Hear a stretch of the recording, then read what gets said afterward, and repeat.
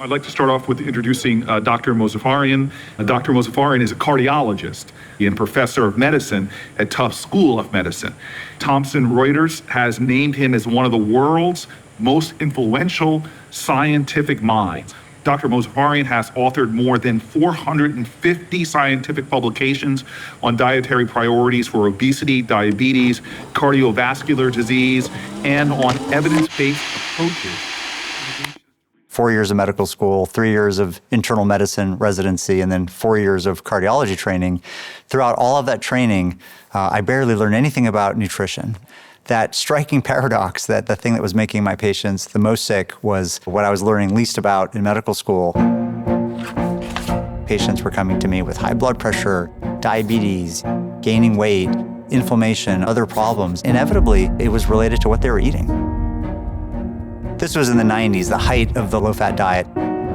Entenmann's had dethroned Oreos as the top-selling cookie. Everybody was having fat-free frozen yogurt, fat-free cream cheese, fat-free salad dressing, right?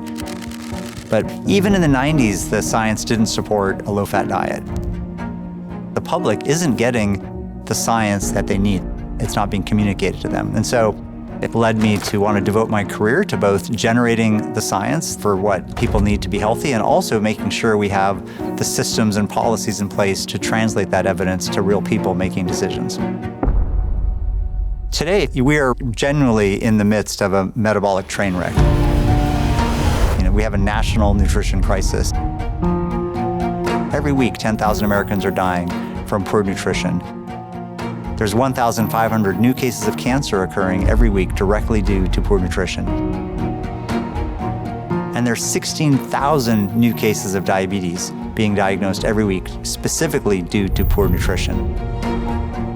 Just this year and last year put together, more people will have died from poor nutrition than have died throughout the whole COVID epidemic in the United States. The other major impact is on our economy. We are spending a third of all the dollars in the federal budget on healthcare. And 80% of that is due to preventable chronic diseases, many of which are due to nutrition. Health, the economy, equity, national security, the environment, this is the single biggest challenge that our country is facing and indeed the world is facing. We didn't create this food system we have on accident, and so I think it's really important to step back and look at the history of how we got here.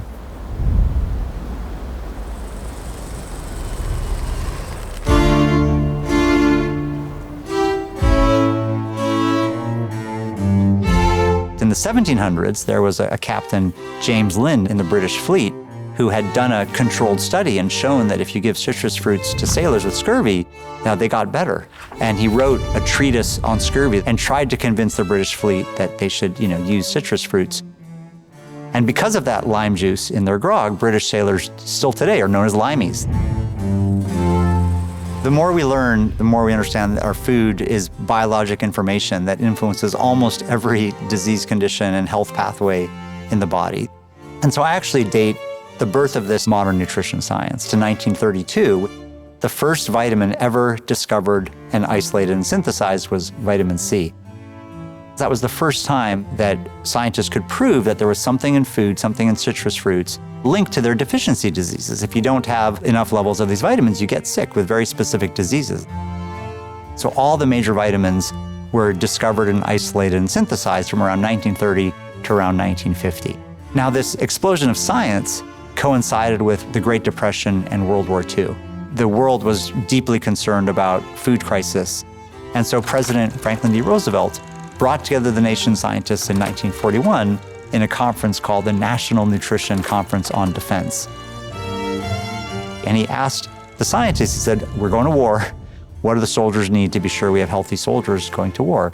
And that's actually what led to the birth of the RDAs, the recommended daily allowances. If you look on the back of the package, there's all these percentages. That came from 1941, in a lead up to war. And so that science was all about getting the right vitamins to the population. The other tremendous thing that happened in this time period was a population explosion.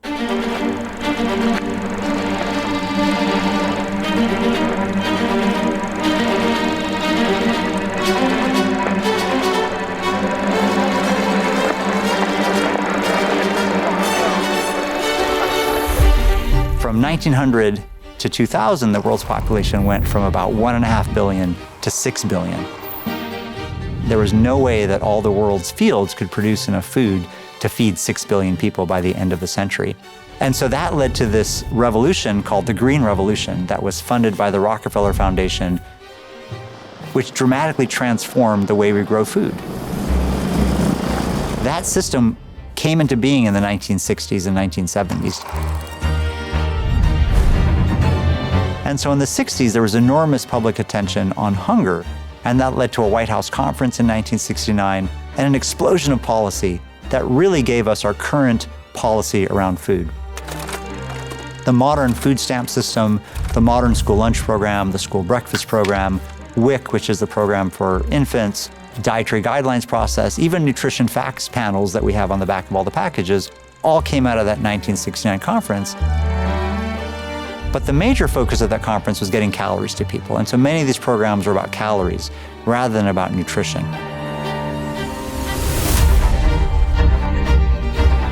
Today, if you go to an average grocery store and you go down the cereal aisle and you see these boxes and boxes of starchy, cheap calories fortified with vitamins, that's not an accident.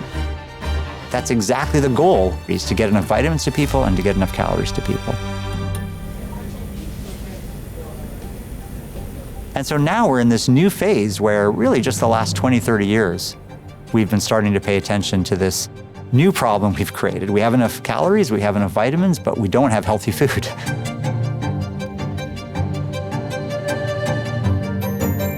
It was really in the 1980s that the country and the world started focusing on nutritional problems beyond calories and vitamins. And they started noticing that, hey, nutrition might actually be related to heart disease and later might be related to cancers and obesity.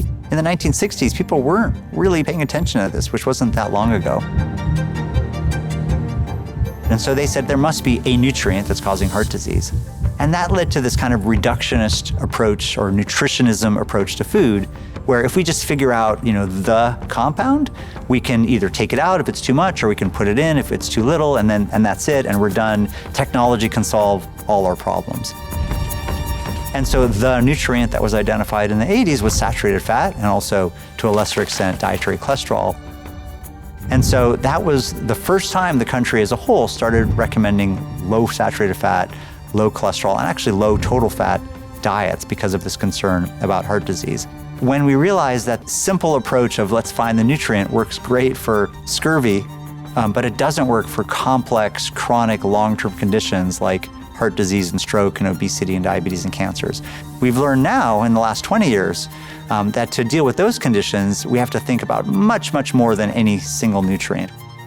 We have to think about the whole complex milieu of all the compounds in foods, how they work together, food structure, food processing, how the food affects our gut microbiomes. And so it's both much more complicated and also much more confusing.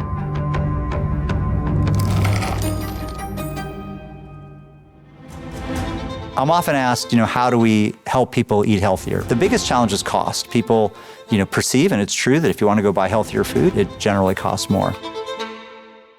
And the challenges after cost are knowledge. People are really confused about what's healthy. They go to the grocery store and they're genuinely confused about what's healthy.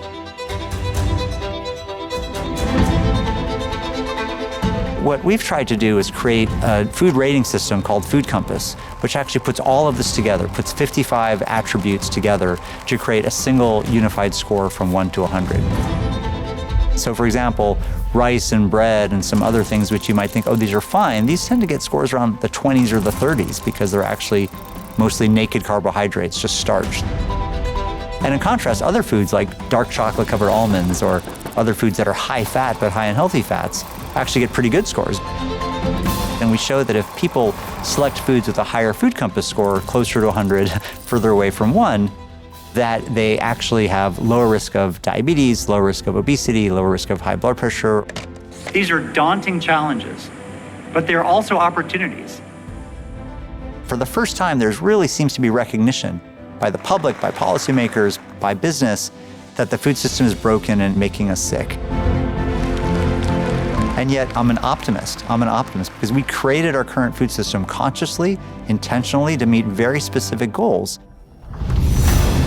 We built it over just a few decades. And so with the right attention, with the right political will, with the right investment from the private sector, with the right energy from the public to make this happen, with the right science, I really believe that we can fix this. And we're on the cusp of actually getting all of those pieces together to fix this and have a healthy, nourishing, sustainable food system for all.